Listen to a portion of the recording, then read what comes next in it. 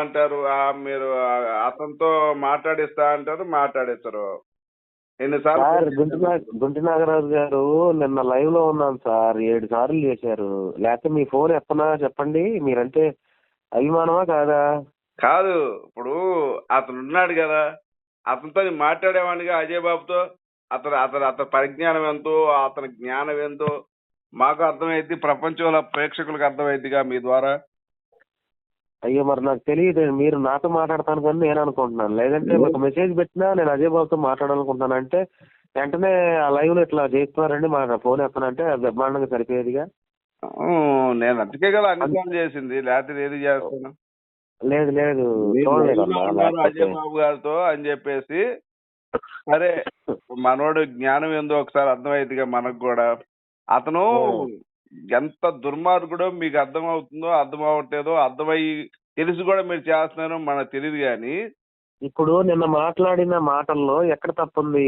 నేను గాని నేను అజయ్ అందుకే గారు గాని. చెప్తున్నా, మీరు అతను ఎంత తిడతాడంటే శ్రీరాముడిని గాని, ఆ, మేము నమ్మే దేవుడిని ఆ విధంగా తిట్టడం. ఇప్పుడు అతను హిందువే కదా, మీరు హిందువులే గతంలో.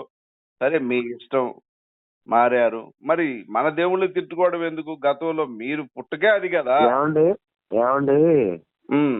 నేను తిట్టినట్టు ఒకటి చూపించండి నా అవును, మీ సంగతి వ్యక్తిగతంగా. నేను ఎందుకు చెప్తానండి? మిమ్మల్ని మీరు బాడు మేకలు గారు మీరు తిట్టారు అని నేను అన్నానా? అజయ్ బాబు గారు తిడుతున్నాడు, ఆ తిట్టే అజయ్ బాబు గారిని మీరు సమర్థిస్తున్నారు. అది అది మాకు నచ్చట్లా. మీరు మంచి పాస్టర్ని తీసుకోండి, వీని తీసుకున్నా కూడా వీని ఖండించండి. అరే బాబు, అజయ్ బాబు, నీ వల్ల క్రైస్తవులకు ఇబ్బంది అవుతుంది. నీ నీ నీ దూకుడు, నీ మరి లైవ్ మొత్తం చూసుంటే, మొన్న లైవ్ చూసుంటే నేను లైవ్ అన్నా మీరు గతంలో కొంచెం అగ్రెసివ్ ఉండేవాళ్ళు, ఇప్పుడు తగ్గారు, సబ్జెక్ట్ గా విమర్శలు చేస్తున్నారు, ఎక్కడ తిట్టడం లేదని నేను మాట్లాడానండి నేను లైవ్ లో. అనకూడదు, మీరు ఖండించాలి. మీరు ఏం చేయాలి?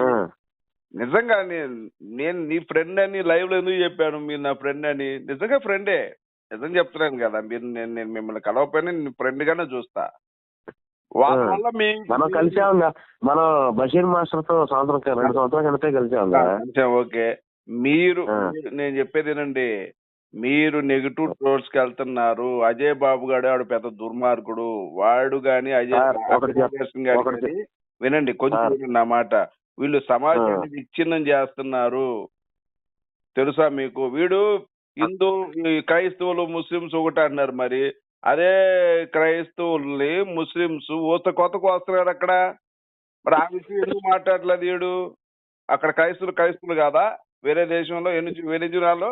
ఇప్పుడు అలాగే బంగ్లాదేశ్ లో హిందువులు కొత్తకు వస్తుంటే కనీసం మాట్లాడాడు.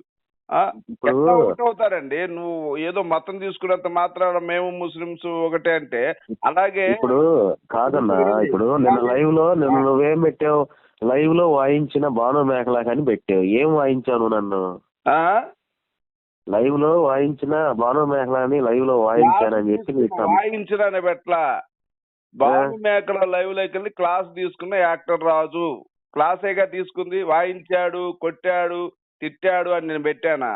ఏమండి భాను మేకల, నేను తీసుకుంది మీ క్లాసే, ఇప్పుడు తీసుకునేది క్లాసే. ఎందుకంటే మీరు మంచోళ్ళు కాబట్టి, మంచి చెప్పడం నా బాధ్యత కాబట్టి చెప్తున్నా. మీరు అజయ్ బాబుతో డిబేట్ చేపిస్తా అన్నారు, మరి చేపించారా? కనీసం మాట్లాడించట్లా. మీరు రావట్లేదుగా సార్. ఎప్పుడు రమ్మంటారు? మేకలాకి లైవ్ లోకి వెళ్ళి మరి వాడికి క్లాస్ పీకిన యాక్టర్ రాజు, ఏం సార్ ఇది? కాదండి, మీరు గౌరవంగా కాదన్నా, మీరు గౌరవంగా ఉన్నారని నేను అన్నాను.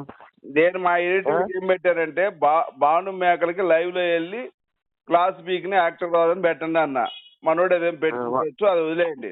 మీరేమో పెట్టుకోండి, దానికి కక్ష తీర్చుకోండి, దాని గురించి నేను కాదన్ను. నేను చెప్పేది వినండి.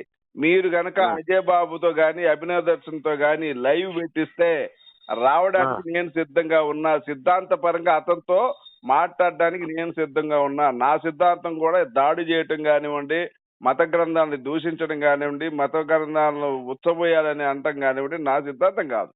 నా సిద్ధాంతం ఒకటే, ఆ మత గ్రంథంలో ఉన్నటువంటి దుర్మార్గాన్ని బయట పెట్టాలి. ఇప్పుడైతే మత గ్రంథం పైన ఉచ్చబోయాలని మాట్లాడిన ఖండిస్తున్నావుగా నువ్వు? ఏమండి? మత గ్రంథం పైన ఉచ్చబోయాలి అన్న రాధా మనోహర్ దాస్ మాటలు ఖండిస్తున్నారా మీరు? రాధా మనోహర్ దాస్ గారు అంటే ఖచ్చితంగా నేను ఖండిస్తా. ఆయన బొక్కల ఎందుకు లేదు? బైబుల్ అంటాడు. లేదు లేదు, వినిపిస్తుందా? అది కూడా ఒక్కోసారి సమర్థిస్తా. ఎందుకంటే హిందువుల మీద దూషించే వాళ్ళకి తిట్టేది అతను. హిందూ గ్రంథాలని, హిందూ దేవుళ్ళు తిట్టే వాళ్ళకి కడుపు మండి అనే మాటలు అవి. అలాంటప్పుడు ఆ. సమర్థిస్తా. లేదు నిష్కారంగా అంటే దాన్ని ఖచ్చితంగా ఖండిస్తా. ఇందులో మీకు ఆ. 2 విధాలుగా నేను మాట్లాడుతున్నా. కాల్ రికార్డ్ చేసుకో. ఆ. ఎందుకంటే ఇప్పుడు మీకు ఒక విషయం చెప్పనా? చెప్పండి. ఒక నిమిషం నేను మాట్లాడతా, ఒక నిమిషం నువ్వు మాట్లాడు. వెరీ గుడ్ సార్, చెప్పండి. No problem.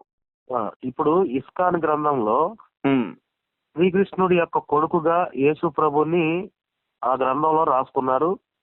క్రిస్మస్ వచ్చినప్పుడు ఎలా అయితే క్రైస్తవులు క్రిస్మస్ జరుపుకుంటారో, క్రిస్మస్ నెలలో వాళ్ళు ఇక్కడ మెర్రీ క్రిస్మస్ అంటే, అక్కడ ఇస్కాన్ వాళ్ళు మెర్రీ క్రిస్మస్ అని పండగ చేసుకుంటారు. అంతేకాకుండా శాంతా క్లాస్ బట్టలు వేస్తారు.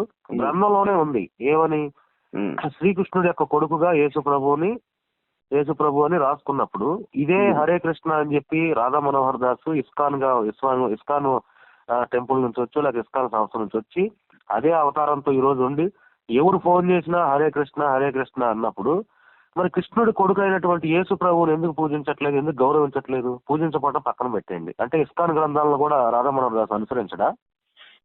చెప్పండి. మాట్లాడండి. ఒక నిమిషం నేను మాట్లాడా, ఒక నిమిషం మీరు మాట్లాడండి. ఇప్పుడు నేనైతే యేసు ప్రభు శ్రీకృష్ణుడి కొడుకు కాదు కదా, శ్రీకృష్ణుడి పాలేరుగా కూడా నేను ఒప్పుకోను.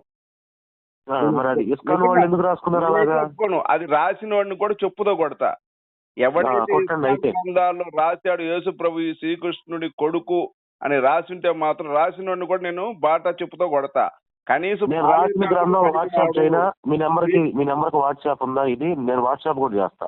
నేను నోటి మాట చెప్పట్లా. ఓకే, నేను చెప్పుతో కొడతా అన్నాను కదా.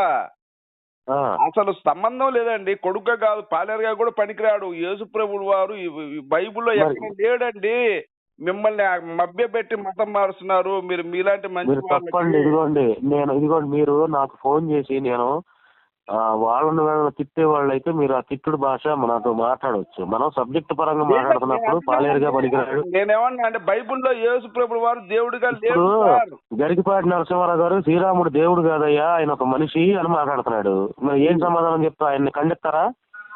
వాస్తవం, ఆయన మనిషి రూపం తీసుకొని మనిషి ఎలా జీవించాడో అలా జీవించి చూపించాడండి. రాజు ఎలా ఉండాలో చూపించాడు, భర్త ఎలా చూపించాడు, కొడుకు ఎలా ఉండాలో చూపించాడు, మాట తప్పకుండా బాధలు ఎలా భరించాలో చూపించాడు, యుద్ధం ఎలా చేయాలో చూపించాడు, ఎదుటివాడికి ఎలా సాయం చేయాలో చూపించాడు, ఎలా నిటారుగా నిలబడి యుద్ధం చేయాలో చూపించాడు. ఖచ్చితంగా. ఇప్పుడు నేను చెప్తా వినండి. రైట్. మరి ఎంతో మంది దేవుడుగా, ఇప్పుడు రాముడిని దేవుడు కాదని ఆయన గరికపాటి నరసింహారావు గారు అంటే చాలా మంది హిందువులు గరికపాటి